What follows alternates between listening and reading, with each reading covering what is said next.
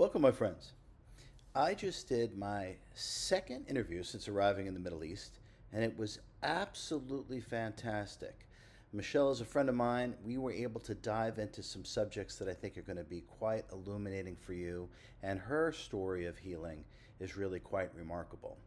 But until we get to that, if you are unaware, I am going to be teaching an absolutely revolutionary course on sacred energy exchange, sex. I'm going to be discussing things like pornography, masturbation, the things that we are normally not comfortable talking about. I want to give you the enlightened perspective, the metaphysical perspective about what is really going on when we engage in sex, what it can be applied for, all the different applications of really the most powerful force that exists. So that is going to be pinned at the top of the comments below. So if you want to learn more about sex and ways and things that you've never heard before, sign up. That class is going to start towards the end of November. But until then, enjoy this great interview that I did with Michelle. I'll see you soon. What do you say to people? I've heard people say I live a life of Riley. Like I don't know what everybody else is talking about. I have people in my life who will say that, and I'll think, wow, I must have really gotten off on the wrong bus, when I when I came down here because my situation has been really different than something like that. And I imagine there's a spectrum Mm-hmm. of human experiences and the things we're met with when we come down here. Think about people in war-torn countries, the Mm-hmm. Middle East, countries in Africa. Just the kinds of terror that, Mm-hmm. quite frankly, humans inflict on other humans. And I just wonder sometimes, like, why all the suffering? And I know that you say it so that we can have this expansive experience, but it just seems like I think that's where the terror comes from. That's where people get locked into that fight or flight situation where they can't really move on and they can't really get well. And because there seems to be so much chaos and so much suffering. And is that going to be me? And will that be me forever? So, what would you say to people? And I know a lot of people in my audience are struggling with some kind of condition or some kind of long term mental or physical health situation. And I think what goes on in the world just really amplifies that frequency of terror. Yeah. I mean, this will be incredibly triggering, so of course I'm going to say it. We love Um, triggering. yeah. But the real truth of the matter is, and I've talked a lot about this, that when we have a physical incarnation, which means an incarnation into the lower frequencies, the first full dimension is all physical universe. After the first full dimension, there's no such thing as physicality. Okay. So that being said, when we incarnate into the physical universe, pain, because there's the experience of solidity, right? So pain is inevitable, but suffering is optional. Now, suffering comes from identification. Now, we have to let this land what I just said. Okay? Suffering is optional and it always comes from identification. You can only suffer what you identify with. Because the truth of the matter is, we're the awareness of everything that's going on here. The awareness. And what we are, the self, the soul, the I am, whatever word you want to use, is completely untouched by this whole experience. The body mind is definitely, I was paralyzed. The body mind is definitely affected by what goes on here because the body mind is part of and attuned to the local environment. You're not. You're beyond that, much, much beyond that. So the I am, what you really are, does not suffer at all. It is the awareness of everything that is going on here. How can one be the awareness and the victim at the same time? This is a lie, right? This is caused by delusion and the delusion of identification, right? Now, I know this firsthand because I have been through what many people hopefully don't ever have to go through. I know levels of pain that I didn't think existed. And I don't mean flashes of it either.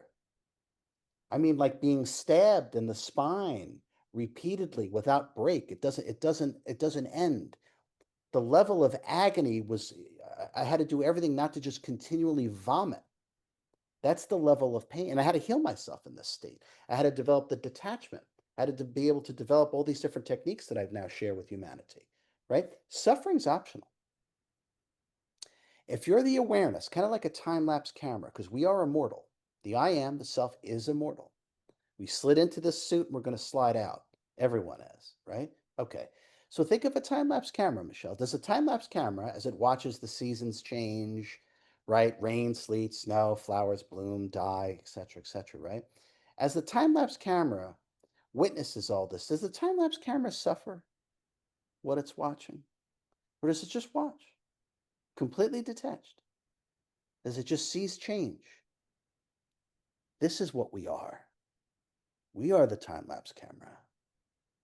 We don't suffer anything. The character suffers because the character identifies with the body and therefore the things that the body experiences, like thoughts, emotions, sensations, right? Because we identify with the body, we experience and create suffering. But when you no longer identify with the body and you know the truth, you do not suffer. And as I said, I went through agony, absolute agony, and I never suffered a second of it. Never. Don't think I didn't feel pain.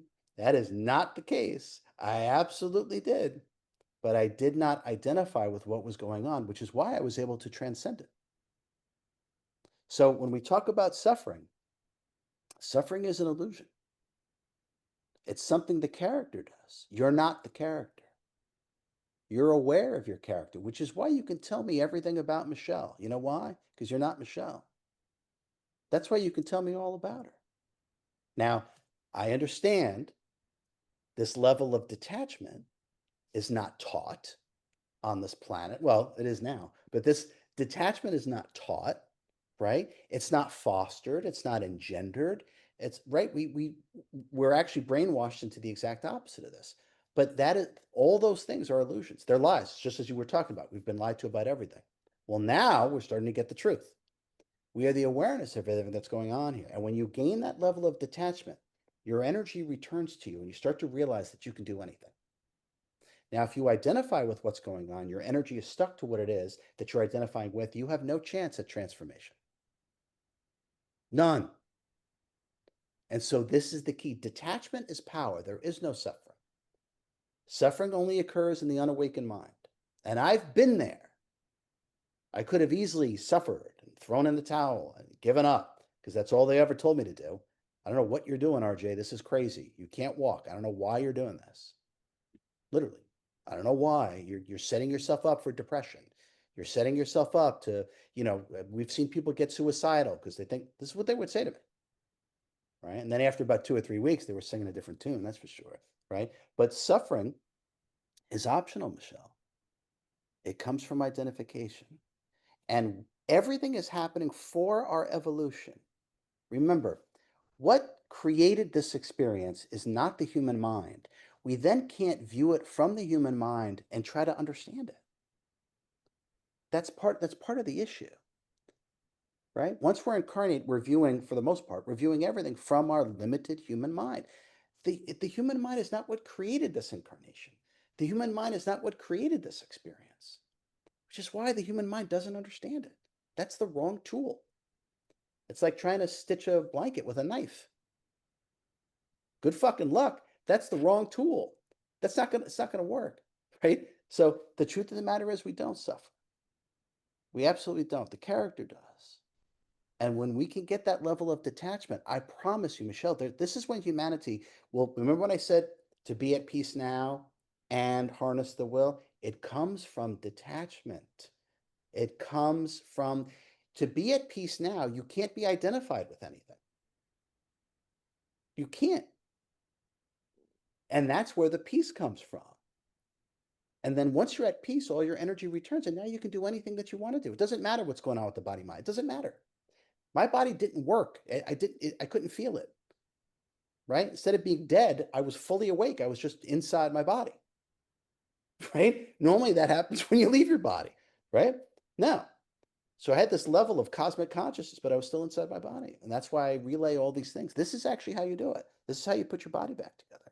This is how you become self-realized or make millions of dollars. All these different things, right? So the suffering is optional, and suffering only comes from identification. And if we really let that land, just allowing the truth to land will start to give us some separation. We'll start to feel a little lighter. We really will. And then we just allow that, just marinate in that lightness. And the more you marinate in the lightness, the more you'll realize that whatever it is that you've made out to be so heavy isn't really there.